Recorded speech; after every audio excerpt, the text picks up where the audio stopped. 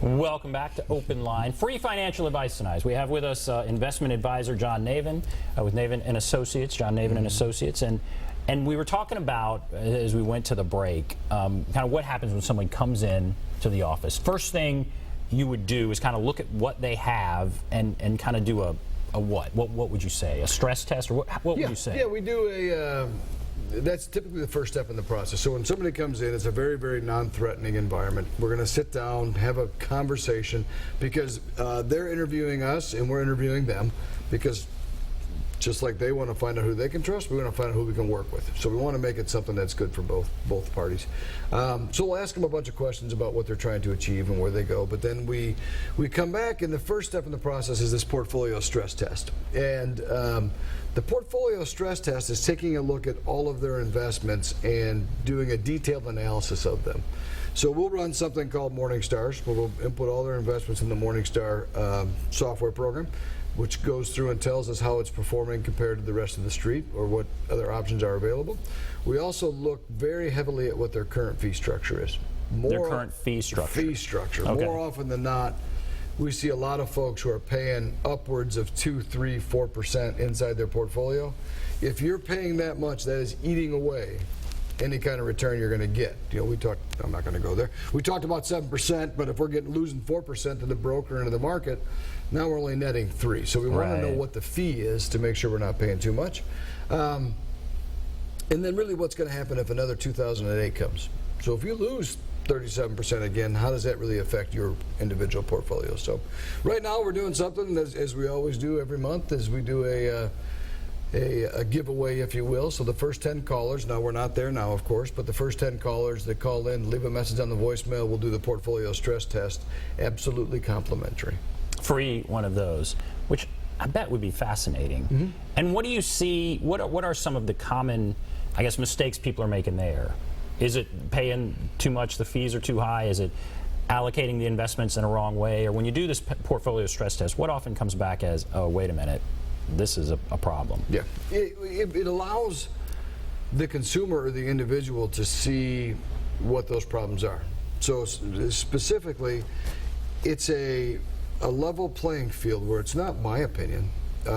It's not the opinion of anybody else in our office. It is here's what's happening in your portfolio, here's the facts. Because more often than not, people today are getting sold something from somebody. Wherever they go, someone's trying to sell them something. And so when that happens, you don't ever feel comfortable with who you're working with. So what this does primarily is it strips everything out and says, here's where you are. What are we seeing? Yes, fees are extremely high. Mm-hmm. Fees are high. The second thing I see is risk. Too much risk for what they're trying to achieve. And the money is not allocated properly. So I can take any one of those and we can talk about it. Well, let's talk about risk. I want to talk about risk, and also I want to talk about fees. We'll do that next maybe. But risk, I think so many people were burned by the stock market. Mm-hmm. You mentioned 2008, that maybe they are reluctant to get back in. Now that was, I guess, 8 years ago. But did you see that? I mean, are people over-invested in the stock market, under-invested? Are people reluctant to get in? They're doing other things maybe that are not as appropriate? Or what kind of things are you seeing there? I'm still seeing a lot of over-investing in the market from a risk standpoint. The other thing that our Morningstar or our portfolio stress test reveals is that a lot of people think they're diversifying. So they think if I spread my risk out, if I can net down this risk so it's not as vast. If I buy different investments, well, then my risk must be lessened. When we do the stress test, what happens is it comes back and it shows that they may own 17 different mutual funds. The 17 different mutual funds they're all buying the same sector. And really, we do a portfolio, they call it a portfolio overlap, where you can actually see in 6 different mutual funds, the managers that they own are buying the same stocks. Wow. So you're owning the same investments. And they don't know it because they think, well, I've got 13 different mutual funds, I must be diversified. You're right. So what happens is they have not reduced their risk at all. They're just as risky, but they're risky inside the same 13 asset classes. So where, I guess, what should people do to truly diversify? Are we talking about buying different, does that mean buying different stocks, or does it mean real estate and other things like that? Let's stay on the market for a second. Then we'll come back and now, Ben, this is our first time together, but I still think I need to share some stories about buckets with you, because inevitably, whether we're sitting with Rory or Carrie, we always talk about buckets. So all right, good. I'm going to come back to buckets and allocation, but if we're talking about reducing your risk in the stock market, so only those dollars that are going to stay in the market. You mentioned real estate and some other stuff, but let's just say it's a stock market. We can own. There's different style boxes, so you can own large companies, medium-sized companies, small companies. You can own value companies, and you can own growth companies. I see a great tendency for a lot of people to flock to the large cap stuff, which is the S&P 500. So people are going to the S&P 500 because that's what they know, or they're going to the Dow because that's what their broker told them to go to. And again, what happens is they end up being in the same, what they call style boxes. So you're in the same area, and then you're not getting any diversification, or you're overlapping. Where really you should have a blend between all of those, what they call asset classes. So you should have money in each one of these different categories. So you should have some small companies, you should have some large companies, you should have some international companies, medium-sized companies. Value companies mean that you're looking for a company that is typically on sale or a good value. Growth companies mean you're looking for a company that might be at $10 a share, go to $30 a share. And you should own all of them, because that will spread your risk out. And do you do that, or does the client do that? In other words, is the client back there looking for a company that's it's at 10 now and it's going to go to 30? Or are you giving advice, I think this one over here is a good one? How far down do you go as far as that kind of advice? Couple different ways. The client does not do it, first of all. That's what we do. And if you're going to pay somebody, if you're going to give somebody some of your money to manage your money, that's what they should be doing for you. So, you know, if we're talking about, if fees aren't bad, if you're getting the value of what you're paying for. If you're not, then you're paying too much. Now, and if you're paying 2% or more, you're paying too much in fees. So, but come back to the picking. There's different ways that you can do that, and there's 28,000 mutual funds out there.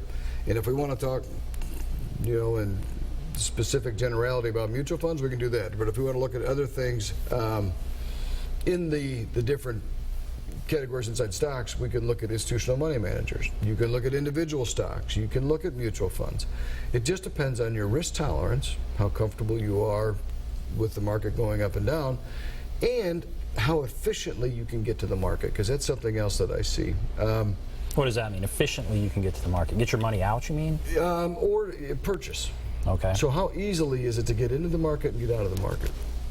Sometimes I say to folks, you know, we can buy these different stocks, or we can buy these different mutual funds, and we are fee-based only financial planning. So we do strictly fee-based only, and I would strongly suggest you do that, because in that category you have what's called we're registered investment advisors. So we have a fiduciary responsibility to make sure that the choices we make are in the best interest of clients, not just suitable.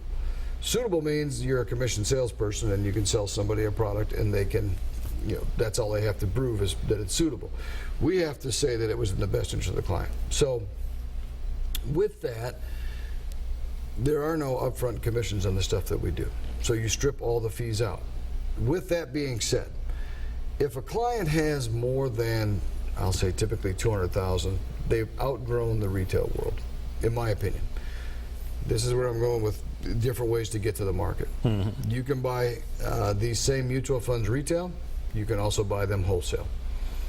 One of the stories I talk about is Windex. People look at me like, why do you talk about Windex? Because I say, you can buy Windex at Publix, you can buy Windex at Walmart, or you can buy Windex at Sam's. If you buy it at Publix, it's going to cost you more than if you buy it at Sam's. Same thing with your investing. Right. You can buy it at the Fidelity store, and it's going to cost you a lot of money, or the mutual fund store, and it's going to be much more expensive than if you were to go directly to the market. Same product. Same product. Same funds, same tools, you're just buying them direct. So even if you're seeing an advisor, you're getting benefit of an advisor advising you, whether it's me or somebody else, but they are able to go, for the most part, direct to the market and cut out the middleman. And all right, before we go to break, what are your thoughts right now on the stock market? You comfortable with it? What do you think? I am comfortable with a percentage of a person's money in the stock market. Yeah, depending how old they are. So a rule of thumb is 100 minus your age. Take 100 minus your age. If you're 50 years old, for simple math, 50% of your money should be some places that would be geared towards providing income in the future or somewhat safe, guaranteed. 50% of your money should be in growth type vehicles. So maybe more towards the market. Interesting. Okay, all right, we're going to take a break. Okay. If you want to call in, there's a number 615-737-PLUS, 615-737-7587. Take a break. Be back right after this.